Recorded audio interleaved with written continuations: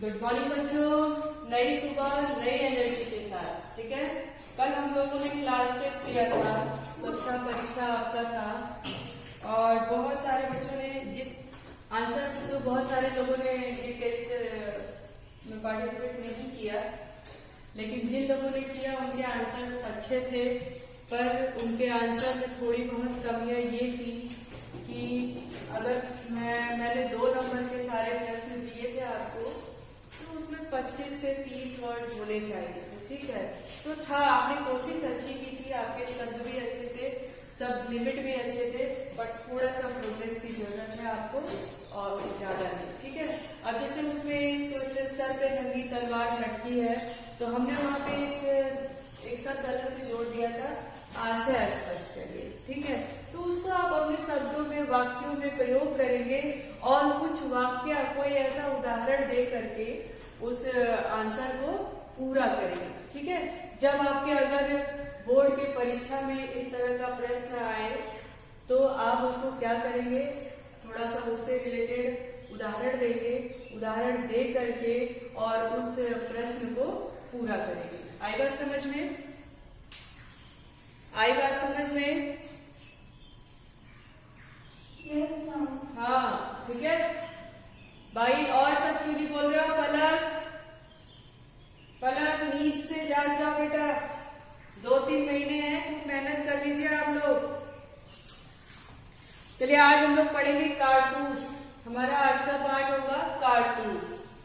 ठीक है, कारतूस एक ऐसी कहानी है कि जिस समय अंग्रेज हमारे देश पर शासन कर रहे थे, और शासन कर क्या रहे थे, वो आए तो थे हमारे देश में, भारत में बिजनेस करने, लेकिन यहाँ का जो जमीन थी, जो उपजाऊ जमीनें थी, उनको देख करके उनके मन में लालच आ गया और वो बिजनेस के बजाय क्या सोचने लगे, ये सोचने लगे कि क्यों ना इस देश पे हम अपना कब्जा ही जमा लें। ठीक है, अपना अधिकार जमा लें।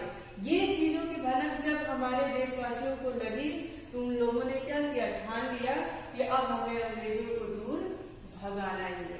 ठीक है, तो जिस अंग्रेजों को दूर भगाने के लिए हमारे देश से जिस जैसे जाबाज सिपाहियों की जरूरत है, वैसे ही एक जाबाज सिपाही इस कारतूस पाठ में है, उसी के बारे में बताया गया है।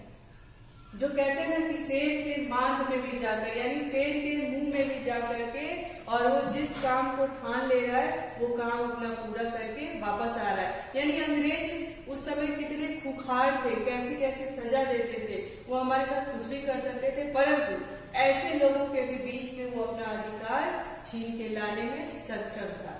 ऐसे ही एक जाबाज सिपाही की चर्चा आपके कारतूस पाठ में की गई है। समझ में आ रहा है? सौम्या, सौम्या आप सुन पा रही हो? सब सो रहे हैं। सो रही हो क्या बेटा? चलिए आगे बढ़ते हैं हम लोग। ठीक है, कारतूस पाठ को लेकर के आगे बढ़ते हैं और सभी लोग बेटा अपना कान खोल लीजिए, सोना छोड़ दीजिए, है ना। आप थोड़ा उठिए और पाठ को बारीकी से समझिए ताकि आपके आने वाले परीक्षा के लिए कोई प्रॉब्लम ना हो। ठीक है, हाँ अर्नव दुबे, यार आप लग रहा है आप नए स्टूडेंट हैं और कल बेटा आपने क्लास टेस्ट जो हमने दिया करवाया था उसमें पार्टिसिपेट नहीं किए थे। ये आपके लिए बहुत ही जरूरी था, क्योंकि उस बिहाफ पे हम आपको यूटी का नंबर देते। कोई बात नहीं बेटा, आपको नंबर नहीं चाहिए तो इसलिए हो सकता है कि आपने पार्टिसिपेट नहीं किया। चलिए आगे बढ़ते हैं हम लोग, कारतूस पाठ। ठीक है, अब देखिए थोड़ा सा पाठ में भी देखेंगे कि हमारे हबीब तनवीर जी ने क्या, भाई पाठ का एक होता है ना भाव, क्या बताने की कोशिश की है, उसके बारे में हम लोग थोड़ा सा चर्चा करेंगे। देखिए अंग्रेज इस समय देश में व्यापार के बेस में आए, तभी हमने आपको बताया था कि अंग्रेज आए तो थे हमारे देश में व्यापार करने के लिए, क्योंकि हमारे जो भारत के देश की जो जमीनें हैं भारत की, वो उपजाऊ है, तो वो व्यापार की दृष्टि से हमारे देश में आए थे। इसीलिए हमारे देश को, भारत को सोने की चिड़िया कहा जाता था। सच में यहाँ पे सोने की चिड़िया लटकती नहीं थी, लेकिन यहाँ की जमीनें इतनी उपजाऊ थी, यहाँ पे अनाज अच्छे पैदा होते थे जिसको बेच करके धन कमाया जा सकता था, इसलिए भारत को सोने की चिड़िया कहा गया था। यहाँ पे खजाने बहुत थे। तो अंग्रेज हमारे देश में आए तो थे व्यापार करने के लिए, लेकिन जब ये सारी चीजें उन्होंने देखा तो उनके मन में लालच आ गया। अंग्रेज शुरू में व्यापार ही करते रहे, लेकिन उनके इरादे केवल व्यापार के ही नहीं थे। धीरे धीरे उनकी ईस्ट इंडिया कंपनी ने रियासतों पर कब्जा जमाना शुरू कर दिया। अंग्रेज जब आए थे ईस्ट इंडिया कंपनी अपनी जब उन्होंने खोली थी, तो धीरे धीरे वो जो ईस्ट इंडिया कंपनी थी हमारे देशों पे, हमारे रियासतों पे, राज्यों पे कब्जा जमाना शुरू कर दिया। उनकी नीयत उजागर होते ही, जैसे ही हमारे देशवासियों को उनके नियत के बारे में, उनकी मंशा समझ में आई कि भाई ये तो व्यापार करते करते हमारे ऊपर अपना अधिकार जमाना शुरू कर दिए, तब उनके दिमाग में कुछ हलचल मचा और उन्होंने उनके चंगुल से अपने आप को बचाने के लिए प्रयास किया। अंग्रेजी उनकी नियत उजागर होते ही अंग्रेजों को हिंदुस्तान से खदेड़ने के प्रयास शुरू हो गए। प्रस्तुत पाठ में ऐसे ही जाबाज कारनामों का वर्णन है, जिसका एकमात्र लक्ष्य था अंग्रेजों को देश से बाहर करना। कंपनी के हुक्मरानों की नींद हराम कर देने वाला यह दिलेर इतना निडर था कि शेर की मांद में पहुंचकर भी दो हाथ करने की मानिंद कंपनी की बटालियन के खेमे में ही नहीं आ पहुंचा, बल्कि उसके कर्नल का ऐसा रौब गालिब किया, मतलब कर्नल पे ऐसा अपना रौब जमाया कि कर्नल के भी मुंह से निकल गया। इस पार्ट के बीच में जब मैंने आपको पढ़ाया था तो कर्नल के सामने उनके मुंह पर, कर्नल जो इतने सालों से उसको ढूंढ रहा था, अपने कैंप लगाए थे कि मैं उसको ढूंढ लूं, और वो वजीर जाबाज जो है उनके सामने से ही कारतूस मांगकर ले जाता है। और ऐसी दिलेरी, ऐसी जाबाजी देख करके कर्नल के मुंह से भी निकल गया कि ऐसा जाबाज सिपाही मैंने नहीं देखा। देखिए, मूल पाठ का यही एक मूल है। अब हम लोग देखेंगे कि भाई वो सिपाही था कौन। अभी तक तो एक जाबाज सिपाही के बारे में बात हो रही थी, ठीक है। अब पाठ में अंदर जाएंगे हम लोग और देखेंगे कि वो जाबाज सिपाही था कौन और उसने कौन कौन से कारनामे किए थे। आप लोग इसको ध्यान से सुनेंगे। देखिए, इसमें पात्र थे कर्नल, लेफ्टिनेंट, सिपाही सवार, ठीक है। और इस अभिनय का समय जो था वो 5 मिनट था और किस समय हुआ था, सन 1799 में हुआ था और रात्रि का समय था, जब उस कर्नल के मुंह से निकला कि ऐसा जाबाज सिपाही मैंने नहीं देखा। आइए देखते हैं आगे क्या है। स्थान, ये जो जाबाजी की बात हो रही है, वो जाबाज सिपाही की बात हो रही है, ये गोरखपुर की घटना है। गोरखपुर आप जानते होंगे। गोरखपुर के जंगल में कर्नल कालिज के खेमे का अंदरूनी हिस्सा, ठीक है, अंदरूनी यानी जंगल के बीचों बीच का हिस्सा, 2 अंग्रेज बैठे बातें कर रहे हैं। कर्नल कालिज और एक लेफ्टिनेंट खेमे के बाहर है। चांदनी छिटकी हुई है, अंदर लैंप जल रहा है। 2 अंग्रेज, ये आपके कर्नल कालिज और एक लेफ्टिनेंट, वो जंगल के बीच उन्होंने एक टेंट डाला हुआ था और टेंट में लालटेन जल रही थी और वो दोनों बैठे बीच में बातें कर रहे थे। कर्नल कहता है कि जंगल की जिंदगी बड़ी खतरनाक है। भाई सबको पता है, आप लोग गोरखपुर कुसमी जंगल के बारे में कभी सुना होगा, ठीक है। तो गोरखपुर में एक जंगल है, कुसमी जंगल उसका नाम है। बहुत बड़ा जंगल है, बहुत घना जंगल है। और उसके बाद जैसे ही आगे हम लोग बढ़ते हैं वैसे ही नेपाल का बॉर्डर आ जाता है। तो कुसमी जंगल के रास्ते रास्ते हो करके हम नेपाल कुछ लोग भाग जाते हैं, ठीक है। तो वही प्लान उस जाबाज सिपाही का भी था और यही सोच इन लोगों की भी थी कि हो सकता है हम लोग उसको जंगल में ढूंढ रहे और वो नेपाल भाग गया, क्योंकि वो कुसमी जंगल जैसे क्रॉस करेंगे नेपाल का बॉर्डर आ जाता है, ठीक है। तो देखिए, और कुसमी जंगल, हाँ एक क्वेश्चन ये जीके का आपका अभी तो नहीं, बाद में कोई बन सकता है। गोरखपुर का जो सबसे बड़ा जंगल कौन सा है? कुसमी जंगल, ठीक है। अब देखिए क्या, तो लेफ्टिनेंट कहता है कि हफ्तों हो गए यही खेमा डाले हुए, सिपाही भी तंग आ गए हैं। ये वजीर अली आदमी है या भूत, हाथ ही नहीं आता। वो दोनों सिपाही थे, दोनों जो अंग्रेज थे, लेफ्टिनेंट कर्नल और कालिद, ये आपस में बातें कर रहे थे कि हफ्तों हो गए, यानी इतने दिन हो गए इस जंगल में हमारा टेंट लगाए हुए, खेमा यानी टेंट लगाए हुए, और ये वजीर अली, उस सिपाही का नाम क्या था? वजीर अली था। ये वजीर अली आदमी है या कोई भूत है? ये हाथी नहीं आता। वो उसको इतना पकड़ने की कोशिश किया जा रहा, हम लोग इतना ढूंढ रहे हैं, लेकिन अभी तक कामयाबी हासिल नहीं हुई। तो लेफ्टिनेंट कर्नल कहते हैं उसके अफसाने सुन के तो रॉबिन हुड के कारनामे याद आ जाते हैं। वो लोग आपस में बातें कर रहे होते हैं। देखिए आपका एक जो ग्रामर में कंटेंट आता है संवाद, ये उसी संवाद के रूप में ये कहानी है। ठीक है, तो संवाद इसी तरह का होता है, ऐसे ही लिखते हैं, ये भी आप लोग ध्यान रखेंगे। ठीक है, तो देखिए क्या कहते हैं, कर्नल कहते हैं कि उसके अफसाने यानी उसके बारे में बातें सुनकर तो मुझे रॉबिन हुड नाम का आदमी था, उसके कारनामे, वो दोनों के कारनामे एक जैसे मिलते थे, तो उन्होंने कहा कि उसके कारनामे मुझे याद आ जाते हैं। अंग्रेजों के खिलाफ उसके दिल में किस कदर नफरत है। कोई 5 महीने हुकूमत की होगी, मगर इस 5 महीने में वो अवध के दरबार को अंग्रेजी असर से बिल्कुल पाक कर देने में तकरीबन कामयाब हो गया था। यहां से एक प्रश्न मैंने कल आपके टेस्ट में दिया था, आपको याद होगा, तो यहीं से एक प्रश्न मैंने उठाया था और आपको आपके क्लास टेस्ट में दिया था। ठीक है, तो देखिए लेफ्टिनेंट कहते हैं कर्नल कॉलिंस की सआदत अली कौन है। ठीक है, उन्होंने तो उसके बारे में बात की, रॉबिन हुड के कारनामे याद आ जाते हैं।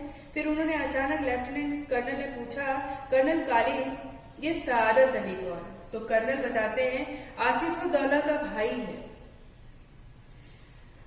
ये आपके एमसीक्यू में ये प्रश्न बन सकता है कि आसिफउद्दौला कौन था, फिर ऑप्शन में आ जाएगा वजीर का भाई, कॉलिंस का भाई, लेफ्टिनेंट का भाई। ठीक है, तो ये आप लोग याद रखेंगे, अंडरलाइन कर लीजिए कि वजीर अली कौन था, वजीर अली कह रहे, सआदत अली कौन था, तो आसिफउद्दौला का भाई था। ये अंडरलाइन कर लेंगे, निश्चित तौर पे ये प्रश्न आपके बन सकते हैं। ठीक है, वजीर अली का और उसका दुश्मन, वो कह रहा है कि वजीर अली और उसका दुश्मन। असल में नवाब आसिफउद्दौला के यहाँ लड़के की कोई उम्मीद नहीं थी। देखिए अभी कैसे वहां पे उस वजीर अली का जमा अपना, क्योंकि उनके यहाँ लड़कों की कोई उम्मीद नहीं थी, यानी लड़का कोई नहीं था, उनके बाद का उनका उत्तराधिकारी बनने के लिए कोई नहीं था। ठीक है, तो जब मान लो अगर उनकी रियासत बड़ी हो, कोई राजा बड़ा हो और उनके पास कोई उत्तराधिकारी ना हो, तो जो दूसरे उनके करीबी होंगे उनको लालच बन जाता है उन सब चीजों का कि अच्छा अब इनका तो कोई है नहीं, अब इसके बाद ये हो सकता है कि मैं इनका उत्तराधिकारी बन जाऊं। लेकिन जब ऐसा नहीं होता है, तो क्या होता है, वही से नफरत की भावना मन में आ जाती है। कुछ ऐसा ही यहाँ पर भी हुआ था। तो देखिए कहते हैं कि आसिफउद्दौला का भाई है वजीर अली और उसका दुश्मन। असल में नवाब आसिफउद्दौला के यहाँ कोई लड़के की उम्मीद नहीं थी। वजीर अली की पैदाइश को सआदत अली ने अपनी मौत का ख्याल किया। कह रहा है कि वजीर अली की जो पैदाइश थी तो सआदत अली ने उसको अपने मौत का ख्याल में रखा कि हो सकता है कि मेरी मौत का कारण ये बन जाए। लेफ्टिनेंट मगर सआदत अली को तो अवध के तख्त पर बिठाने से क्या मसलहत थी। कह रहा है कि फिर सआदत अली को अवध के तख्त पर बिठाने का क्या मसला था, क्या मामला था, है ना। तो लेफ्टिनेंट कर्नल कहते हैं सआदत अली हमारा दोस्त है और वह बहुत ऐश पसंद आदमी है। एक क्वेश्चन यहां से भी था, ठीक है। तो कहता है कि सआदत अली हमारा दोस्त है और बहुत ऐश पसंद आदमी है, इसलिए हमें आधी मुमकिलत यानी जायदाद, ये उर्दू वर्ड है, तो आधी जायदाद दे दी और 10 लाख रुपए नगद। अब वो भी मजे करता है और हम भी करते हैं। जब लेफ्टिनेंट ने पूछा मगर ये सआदत अली, यहाँ पे थोड़ा फोकस करिएगा आप लोग। लेफ्टिनेंट ने पूछा कि मगर सआदत अली को अवध के तख्त पर बिठाने का क्या मसला है, क्या मामला है। भाई इसको आप लोग सआदत अली को तख्त पर वहां के रियासत पे क्यों बैठाना चाहते हो। तो कर्नल ने कहा कि वो सआदत अली बड़ा ही ऐश पसंद आदमी है ना। भाई लोग किसको अगर किसी और को उत्तराधिकारी बनाना चाहते, राजा बनाना चाहते, तो क्यों बनाना चाहते हैं, वो सोचते हैं ना कि ये मेरा दोस्त है, ये मेरा कुलीग है, तो ये मेरे काम आएगा। तो यहाँ पर भी इन लोगों ने फायदा देखा और क्या कहा कि सआदत अली जो है बड़ा ही ऐश पसंद आदमी है, यानी आराम तलबी है, उसको और चीजों से कोई मतलब नहीं है, तो इसलिए उसको वहां पर बैठाया गया ताकि आधी मुमकिलत यानी उसकी आधी जो जायदाद है दौलत है और दे दी और 10 लाख रुपए नगद। अब वो भी मजे करता है और मैं भी मजे करता हूँ। ठीक है, अब देखिए आगे क्या है। लेफ्टिनेंट क्या कहते हैं? लेफ्टिनेंट कहते हैं कि सुना है ये वजीर अली अफगानिस्तान के बादशाह शाह जमा को हिंदुस्तान पर हमला करने की दावत दे रहा है। फिर वो क्या बात करते हैं? लेफ्टिनेंट कहते हैं कि मैंने सुना है ये जो वजीर अली है अफगानिस्तान के बादशाह शाह जमा को हिंदुस्तान पर हमला करने की दावत देता है, यानी खुल के उनसे टक्कर लेने की सोचता है। भाई ये थोड़ी कहेगा कि आओ हमसे लड़ो और हमें हरा दो और अब यहाँ की रियासत के मालिक तो हो जाओ। वो जानता था कि कहीं ना कहीं मैं उनसे ज्यादा मजबूत हूँ, मैं उनसे ज्यादा लड़ सकता हूँ और वो मुझसे हार जाएंगे, इसलिए वो उनको दावत देता था, निमंत्रण देता था, आ जाओ दो हाथ हो जाए, हम देख लेंगे किसमें कितनी ताकत।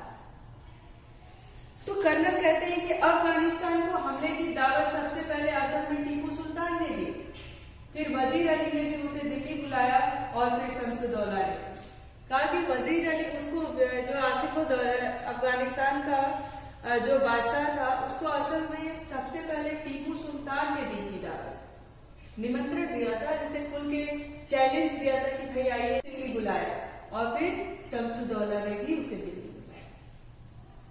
लेफ्टिनेंट ने पूछा कि शमसुद्दौला कौन है? कर्नल ने कहा नवाब बंगाल का निस्बती यानी रिश्ते, बंगाल का रिश्ते में भाई बहुत ही खतरनाक आदमी है।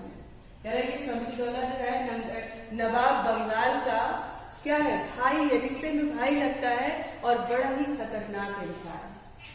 हाँ, ये जो निस्बती इस शब्द को अंडरलाइन करेंगे, ठीक है, क्योंकि इसका अर्थ भी आपसे पूछ सकता है, क्योंकि आपके जो इसमें कुछ प्रश्न आएंगे ना, 5 प्रश्न आएंगे गद्य और खंड से, जो इसी में से आपके पैराग्राफ आएंगे पठित पद्यांश का, और उसमें से एमसीक्यू बेस पे 5-5 क्वेश्चन छोटी छोटी चीजें उठा करके आपसे पूछ लेगा। तो ये निश्चय, और इसका अर्थ होता है रिश्ते में, जैसे वो बोला भाई जिसको कहते हैं वो, ठीक है। बहुत ही खतरनाक आदमी है। लेफ्टिनेंट ने कहा इसका तो मतलब ये हुआ कि कंपनी के खिलाफ सारे हिंदुस्तान में एक लहर दौड़ी। हाँ बेटा, हाँ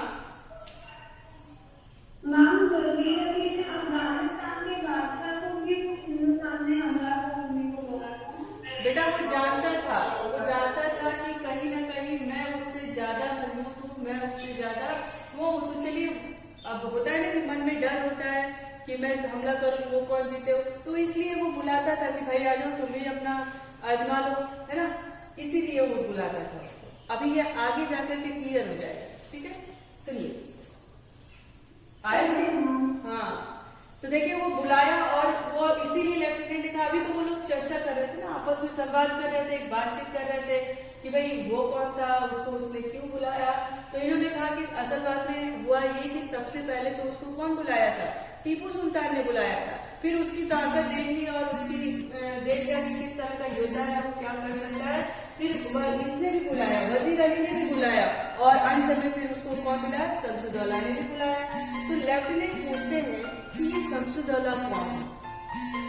तो कर्नल कहते हैं कि नवाब बंगाल का निस्बती, यानी रिश्ते में ये जो नवाब बंगाल थे उनका रिश्ते में भाई है और बहुत ही खतरनाक आदमी है। लेफ्टिनेंट कहते हैं इसका तो मतलब ये हुआ कि कंपनी के खिलाफ सारे हिंदुस्तान में एक लहर दौड़ रही थी, ईस्ट इंडिया कंपनी के खिलाफ, है ना। कैसे? इसका मतलब ये हुआ कि कंपनी के खिलाफ सारे देश में जो क्या था, वो एक लहर दौड़ गई थी। तो लेफ्टिनेंट दौड़ गई थी। फिर कर्नल कहते हैं जी हाँ, और अगर ये कामयाब हो गई तो बक्सर और प्लासी के कारनामे धरे रह जाएंगे। कह रहे कि अगर ये कामयाब हो गई तो जो बक्सर और प्लासी के कारनामे हैं ये धरे रह जाएंगे, और कंपनी जो कुछ लॉर्ड क्वालिब के हाथों हासिल कर चुकी है, लॉर्ड बेलजई के हाथों सब खो बैठे। ये लोग आपस में बातें कर रहे थे, जैसे आजकल यहाँ पे राजनीति के बारे में 2 लोग बैठ करके बात करते हैं ना, कि किसकी सरकार आएगी, कि क्या होगा, अगर ऐसा होगा तो क्या होगा। तो उसी तरह की बात यहाँ पर भी चल रही थी कि किसके आने से फायदा होगा, किसके जाने से नुकसान होगा, किसका रियासत पे राज्य होगा, कौन राज्य करेगा। तो किस तरह के समय और किस तरह की स्थिति बनती होगी। ऐसा ये लोग आपस में एक संवाद कर रहे थे, बातचीत कर रहे थे। तो लेफ्टिनेंट कहते हैं कि वजीर अली की आजादी बहुत खतरनाक है। लेफ्टिनेंट कहते हैं कि फिर तो वजीर अली की आजादी हमारे लिए बहुत ही खतरनाक है, हमें किसी न किसी तरह इस शख्स को गिरफ्तार कर ही लेना चाहिए। तब उसको वजीर अली की ताकत का अंदाजा लगा और उन्होंने कहा अच्छा, तब तो हमें वजीर अली को भाई कोई खुल करके किसी को लड़ाई करने का निमंत्रण दे, है ना, मौत के मुंह में से खुद ही जा करके अपनी आजादी छीन लाने की काबिलियत रखता हो, तो ऐसे इंसान से तो हर कोई डरेगा ना। तो उसने कहा इसका मतलब ये वजीर अली बड़ा ही खतरनाक व्यक्ति है, इसको किसी न किसी तरीके से गिरफ्तार करना ही पड़ेगा, हमारे रास्ते का ये रोड़ा है, इसको हटाना ही पड़ेगा। ठीक है, तो अब देखिए क्या कहते हैं, कर्नल कहते हैं पूरी एक फौज लिए उसका पीछा कर रहा हूं। क्या तभी तो पूरी फौज लिए इतने दिनों से जंगल में अपना खेमा डाले हूँ और इतनी फौज लिए उसका पीछा कर रहा हूँ और बरसों से वो हमारी आंखों में धूल झोंक रहा है और इन्हीं जंगलों में फिर रहा है। कह रहा उसमें अगर कोई बात नहीं होती, उसमें ऐसी कोई काबिलियत नहीं होती, तो मैं इतने दिनों से जो यहाँ पे खेमा डाले इस जंगल में घूम रहा हूँ, क्या मैं घूमता? अपने इतने सिपाहियों को लेकर के उसके पीछे पड़ा हूँ और फिर भी वो इस जंगल में है और हमारी आंखों के सामने ही है, आंखों में धूल झोंक रहा है और कहीं न कहीं बच करके निकल जाता है कि नहीं। अगर मान लीजिए किसी के भी पीछे तो कोई नहीं पड़ सकता ना, इतना बड़ा अपना फोर्स लेकर के और इतना सब छोड़ के किसी जंगल में रहना किसी एक व्यक्ति के पीछे, तो जरूर उस व्यक्ति में कोई बात होगी, है कि नहीं। समझ में आ रहा है? समझ में आ रहा है?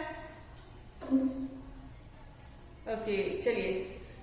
तो हाँ, फिर कह रहा है कि और बरसों से वो हमारी आंखों में धूल झोंक रहा है और इन्हीं जंगलों में फिर रहा है और हाथ नहीं आता।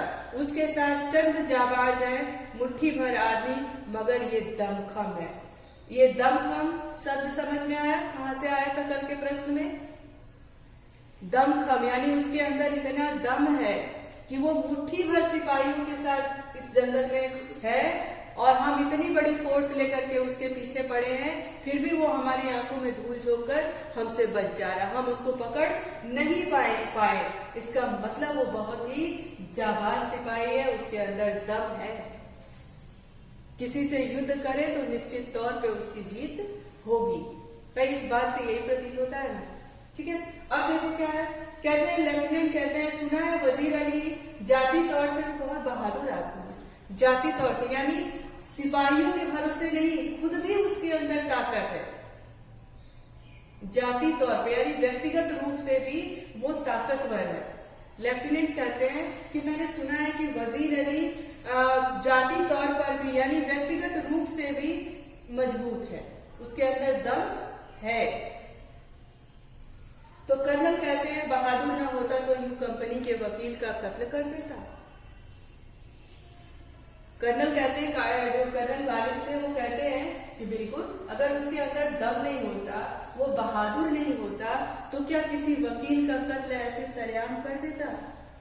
लेफ्टिनेंट, अभी कत्ल का क्या किस्सा हुआ कर्नल? ये लोग आपस में बात ही कर रहे हैं, उसी जाबाज सिपाही के बारे में चर्चा कर रहे हैं कि क्या क्या उसने किया था और किस तरह का व्यक्ति वो था। तो कह रहे हैं कि ये अब वकील के कत्ल की क्या बात है, ये क्या है ना। तो कहते हैं लेफ्टिनेंट कर्नल कहते हैं किस्सा ये हुआ, अब उन्होंने बताना शुरू कर दिया कि ये वकील का कत्ल क्यों किया, कब किया, कैसे। अब देखो कैसे किया था। किस्सा यह हुआ था कि उसको उसके पद से हटाने के बाद हमने वजीर अली को बनारस पहुंचा दिया था। वजीर अली जहां पे नौकरी करते थे, तो उस समय क्या हुआ, वजीर अली को उनके पद से हटा दिया गया था और उनको बनारस पहुंचा दिया गया और 3 लाख रुपए सालाना वजीफा मुकर्रर कर दिया गया था और 3 लाख का सालाना वजीफा उनको देने के लिए कह दिया गया था। कुछ महीने बाद गवर्नर जनरल ने उसे कलकत्ता तलब कर दिया और कुछ महीने बाद गवर्नर जनरल जो उस समय के थे तो उसको बनारस से कलकत्ता भेज दिया। वजीर अली कंपनी के वकील के पास गया जो बनारस में रहता था और उससे शिकायत की कि गवर्नर जनरल उसे कलकत्ता में क्यों तलब करता है। वकील ने शिकायत की परवाह नहीं की, उल्टा उसे भला बुरा सुना दिया। वजीर अली के तो दिल में यूं भी अंग्रेजों के खिलाफ नफरत कूट कूट के भरी थी।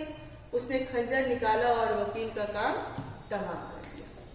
वजीर अली के मन में वकीलों यहाँ अंग्रेजों के लिए गुस्सा कूट कूट के भरा था। वो मौका ढूंढता था कि कब कोई अंग्रेज सिपाही आए, मुझसे भिड़े और मैं उसका संहार कर दूं। तो वो वकील के पास गया और बोला कि ये जो गवर्नर जनरल है, ये लखनऊ कोलकाता क्यों मुझे तलब कर दिए। तो वकील भाई अंग्रेजों के उसका था, उसने कुछ नहीं सुना और वजीर को ही भला बुरा सुना दिया। अब वजीर अली ने भी गुस्सा तो उनको निकालना ही था, तो उन्होंने आव देखा न था और वकील की हत्या कर दी। तो अगर उसके अंदर इतना दम नहीं होता, इतना जाबाज नहीं होता, तो ये ऐसा काम करने की हिम्मत वो नहीं कर पाता। करते करते निश्चित तौर पे ही वो डरता, लेकिन उसे डर नहीं लगा और उसने तुरंत अपने काम को अंजाम दे दिया। आ रही बात समझ में? क्लास आपको बात समझ में आ रही है? यस।